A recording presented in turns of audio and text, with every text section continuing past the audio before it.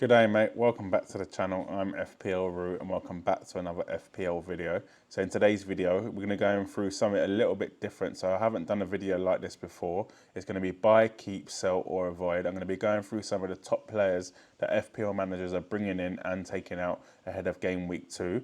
If you do end up liking the video, please smash the like button. It really does help me out. Subscribe to the channel as well. We've just hit 1,700 subscribers, so it'd be great to hit 2,000 before Christmas. That's the goal. Leave a comment below what you think as well on my rating of these players, and let's get into it. Yo, it's FPL Root, bringing you the stats, top picks, hot tips, all the league facts. They say Root rock, that Salah flow. Subscribe, hit the bell. Welcome to the show. So we'll start off with Mohamed Salah. So what a game week 1 for him, and what a game week for the people that did decide to start him and did decide to captain him. He got off to a flying start in game week 1 with 1 goal and 1 assist. He ended up having 4 shots, 3 on target, shots in the box for 4 as well, so we're in really good positions. He also 0.71 expected assists and 0.15 expected assists, so pretty good in terms of the stats. 2 big chances, 1 big chance he's created and 1 key pass. So a really good game week for Mo Salah. He obviously did return. He ended up on 14 points, and a lot of people, like I said, did captain him, so that did bump him up to 28 points. In terms of bonus points for Salah, he basically ended up on 3. He originally wasn't actually on 3. I think Trent was above him, but in last minute he did go up, which was, really good for Salah owners. He is now 12.5 million. He started the season as 12.5 million. I don't really expect him to go above that, even though he did have a great game week. I think a lot of people would have got Salah, the ones that wanted him, and if not, they kind of decided to not go for him. But if you can get Salah in, he's still not as highly owned as some of the other players. So he's 34% owned, so still for his capabilities, he's still looking very good in terms of ownership, and obviously he had a great game week 1. In the next bit, I'm going to go through basically where his shots were in the box and where his average positioning was, because I think that would determine whether I think Salah is a buy, keep, sell or avoid. Let's get on to it. So we'll start off with Mohamed Salah. So what a game week 1 for him, and what a game week for the people that did decide to start him and did decide to captain him. He got off to a flying start in game week 1 with 1 goal and 1 assist. He ended up having 4 shots, 3 on target, shots in the box for 4 as well, so we're in really good positions. He also 0.71 expected assists and 0.15 expected assists, so pretty good in terms of the stats. 2 big chances, 1 big chance he's created and 1 key pass. So a really good game week for Mo Salah. He obviously did return. He ended up on 14 points, and a lot of people, like I said, did captain him, so that did bump him up to 28 points. In terms of bonus points for Salah, he basically ended up on 3. He originally wasn't actually on 3. I think Trent was above him, but in last minute he did go up, which was, really good for Salah owners. He is now 12.5 million. He started the season as 12.5 million. I don't really expect him to go above that, even though he did have a great game week. I think a lot of people would have got Salah, the ones that wanted him, and if not, they kind of decided to not go for him. But if you can get Salah in, he's still not as highly owned as some of the other players. So he's 34% owned, so still for his capabilities, he's still looking very good in terms of ownership, and obviously he had a great game week 1. In the next bit, I'm going to go through basically where his shots were in the box and where his average positioning was, because I think that would determine whether I think Salah is a buy, keep, sell or avoid. Let's get on to it. So next up, we do have a player that also got a goal and an assist in game week 1. It is Kai Havertz. So Arsenal did end up winning that game against Wolves. They won 2-0, a good performance by them, and Havertz ended up getting on the score sheet, and he ended up getting an assist as well.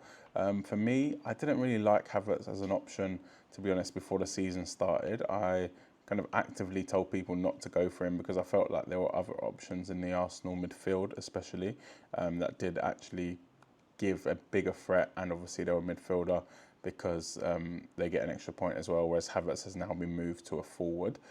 And obviously they get clean sheet points, which we know Arsenal do get a lot of clean sheets.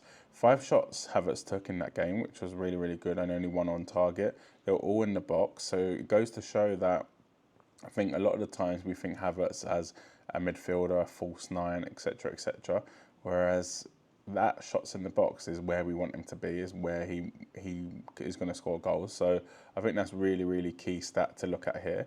Also, expected goals is 0.45, which is, again, pretty good, considering, again, we don't really see him as a massive attacking threat. He is very attacking, don't get me wrong, but he's not an out-and-out number 9.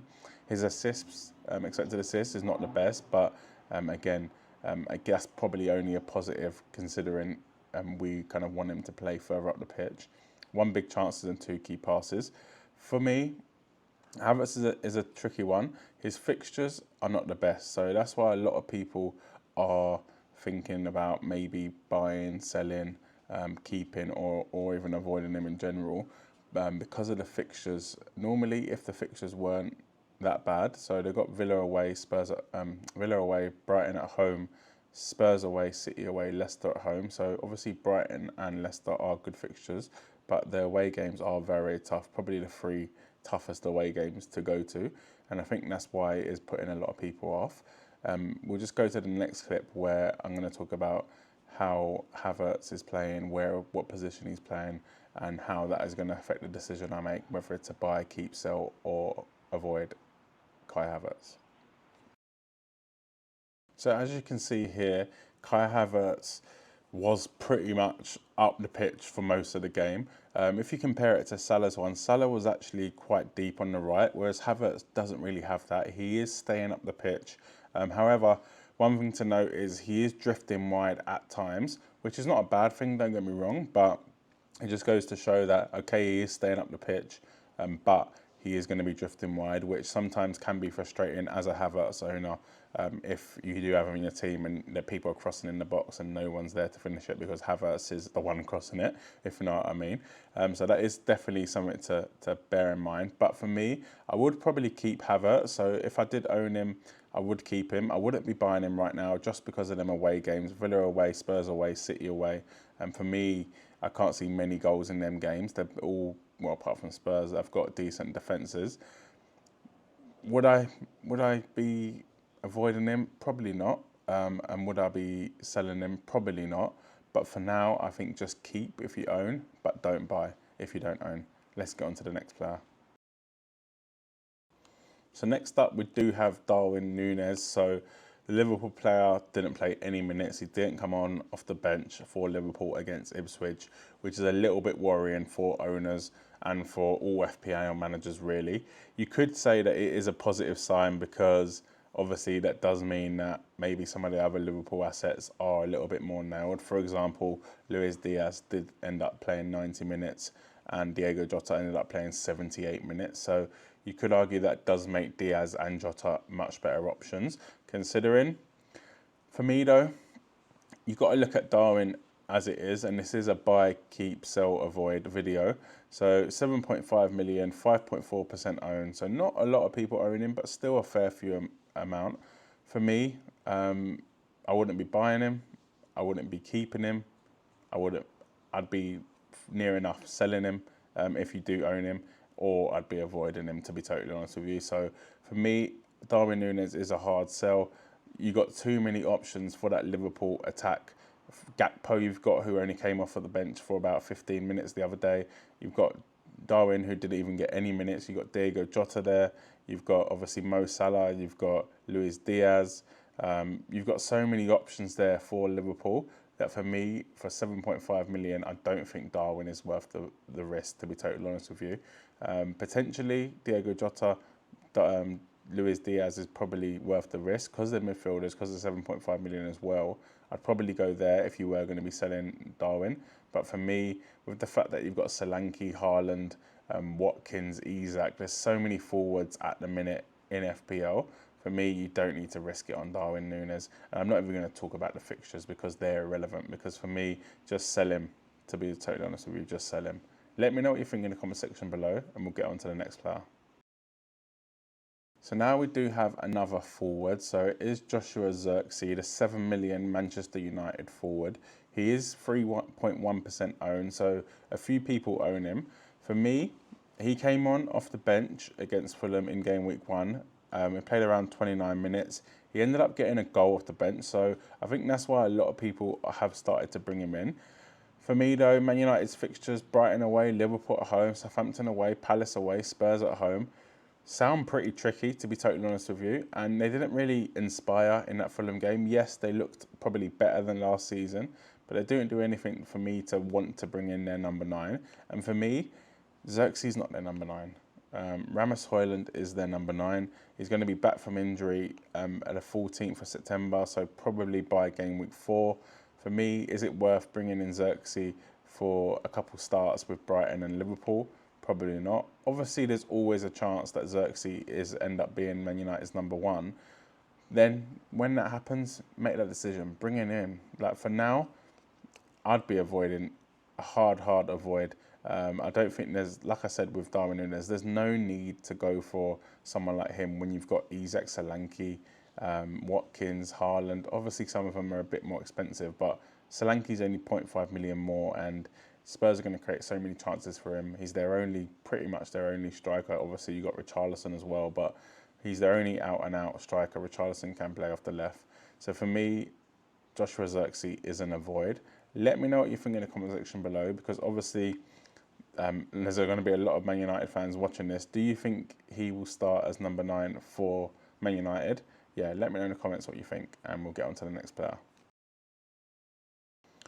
So before we do get on to the next player, I did want to mention Fantasy Football Hub. So they are providing all these graphics with all these stats, and it does really help me make these videos, especially the ones where I get to look at the heat maps, the touches, the shots in the box, where they're from, as it really does inform my FPL decisions, especially now that I'm in Australia, where I don't get to watch every single Premier League match from start to finish.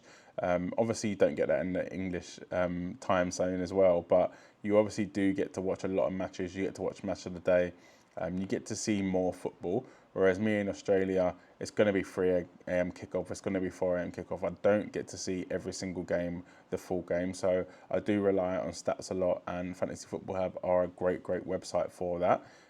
They also recommend some AI transfers. So if you scan the QR code or check the link in the description, you'll be able to get your AI recommended transfers, and they'll kind of basically tell you whether you should sell a player, bring in a player, etc. You can still get their 50% off their membership as well at the minute. So if you did want to join, click the link in the description. It does help me out and help me keep growing the channel. Now on to Ollie Watkins though. So what a stinker. Let's just pull it like that. What a stinker he had in game week 1. No shots, pretty much nothing. No threat at all. It's not even like he came off early where you could argue that was the reason. He played 61 minutes, 0.00 expected goals, 0.00 expected assists, 0 goals, 0 assists. Yeah, shocking. But for me, that doesn't mean he was bad in the game. It does, don't get me wrong, it does, but it doesn't mean he was totally bad. For me, it does seem that Watkins probably is a little bit tired from the Euros, and Villa are probably... They did end up winning, don't get me wrong, but they're probably going to take some time to gel after losing someone like Douglas Luiz, who I think has been underrated in the Premier League for many years. So that could be a reason why Watkins didn't deliver, but their fixtures coming up do look pretty good.